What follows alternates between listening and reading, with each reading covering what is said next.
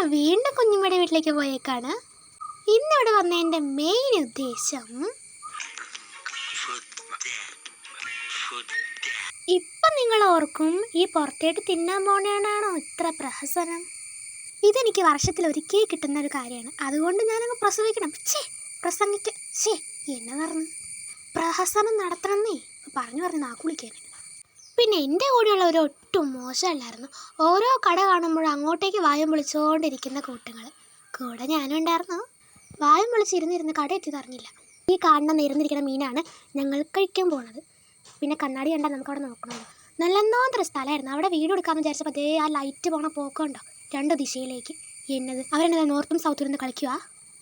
ആ മേലോട്ട് നോക്കിക്കൊണ്ടിരിക്കുന്ന 2 പേരെ കണ്ടോ? അവരാണ് എൻ്റെ ചേച്ചിമാർ. എന്ത് മേടിക്കണമെന്ന് ഗൂഢമായ ആലോചനയിലാണ്. ഞങ്ങളവിടെ വന്നപ്പോൾ 2-3 സീറ്റിൽ മാത്രമേ ആൾക്കാരുണ്ടായിരുന്നുള്ളൂ. എൻ്റെ കുഞ്ഞുമ്മയ്ക്ക് ഭയങ്കര വിഷമായിരുന്നു ആൾക്കാർ വരാത്തതുകൊണ്ട്. കുറച്ച് നേരം കഴിഞ്ഞപ്പോഴത്തേക്കും പൂരത്തിനുള്ള ആൾക്കാർ വന്നു. കുഞ്ഞുമ്മയ്ക്ക് സന്തോഷമായില്ലേ. ഞങ്ങളിവിടെ ഫുഡ് കഴിക്കാൻ വന്നതിൻ്റെ മെയിൻ കാരണം ആ താടയ്ക്കും കൈ കൊടുത്തോണ്ടിരിക്കുന്ന സാധനം കണ്ടോ? അത് കർണാടകയ്ക്ക് പോവാണ്. ചേച്ചി ഒരു ടീച്ചറാണ്. അപ്പോൾ അതുകൊണ്ട് അങ്ങനെ ഇരുന്നിരുന്ന പ്ലേറ്റ് ഇപ്പം വരും നാളെ വരും എന്ന് പറഞ്ഞപ്പോഴത്തേക്ക് ഇപ്പം തന്നെ വന്നു. നല്ല ടൈമിങ്. പിന്നെ പ്ലേറ്റ് കൊണ്ടുവന്ന് വെച്ചപ്പോൾ തന്നെ ഫുഡും വന്നു. അതുകൊണ്ട് സമാധാനമായി. വലിയ മീൻ ഞാൻ ആദ്യം എടുത്തുന്ന വലിയ മീനില്ലേ, അത് നല്ല ഫ്രഷ് മീൻ കൊണ്ടുവന്ന എല്ലാവർക്കും ഭാഗം ചെയ്യലിൻ്റെ പരിപാടിയാണ് ചേട്ടായി. മന്തി ഇട്ട് കഴിഞ്ഞിട്ടുണ്ടെങ്കിൽ ഒരു മയോണൈസ് മാത്രം മതി, വേറെ ഒന്നും വേണ്ട. ഞാൻ ഏതെങ്കിലും ഒരു മൂലൊക്കെ പോയത് ഞാൻ തിന്നും. അങ്ങനെ വിളമ്പി കഴിഞ്ഞപ്പോഴത്തേക്കും ഞങ്ങളുടെ തീറ്റയും കഴിഞ്ഞു.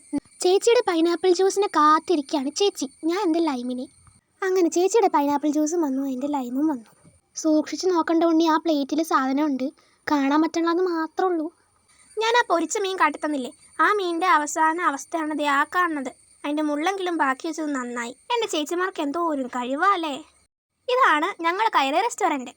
നീ നടന്നു വാ, ഞാൻ വീഡിയോ എടുത്ത് തരാമെന്ന് പറഞ്ഞു. ഞാനാണെങ്കിലും ചിരിച്ച് കൊളാക്കി. അങ്ങനെ ഇന്നത്തെ പരിപാടി കഴിഞ്ഞ് ഞങ്ങൾ നേരെ വീട്ടിലേക്ക് പോവുകയാണ്, അതായത് കുഞ്ഞുമ്മയുടെ വീട്ടിലേക്ക്. പിന്നെ ഞങ്ങളങ്ങനെ കുറച്ച് വർത്തമാനങ്ങളൊക്കെ പറഞ്ഞ് കാറയിൽ അങ്ങ് ഇരുന്നു. അല്ലാണ്ട് കാറിൽ ഫുട്ബോളൊന്നും കളിക്കാൻ പറ്റില്ലല്ലോ. ബഷീറിൻ്റെ കാലത്തുള്ള കോമഡി കൊണ്ട് അറിയിക്കോളും ഞാൻ. നാളെ ഞങ്ങളുടെ ഫാമിലിയിലുള്ള എല്ലാവരും കോയമ്പത്തൂർ ടൂർ പോവാണ്. എനിക്ക് പണ്ടാരം പനി പിടിച്ചുകൊണ്ട് ഞാൻ പോയില്ല. അതല്ലേലും ഞാൻ എവിടെ പരിപാടി അവതരിപ്പിച്ചാലും അത് തന്നെ നടക്കുള്ളൂ. ചിലപ്പോൾ സ്കൂൾ തുറന്നിട്ട് എവിടെയും പോകാതിരുന്നത് ഞാൻ മാത്രമായിരിക്കും. അങ്ങനെ കഥകളൊക്കെ പറഞ്ഞു തരുന്നപ്പോഴത്തേക്കും നമ്മൾ വീട്ടിലെത്തി. അപ്പോൾ അത്രയേ ഉള്ളൂ. ടാറ്റാ.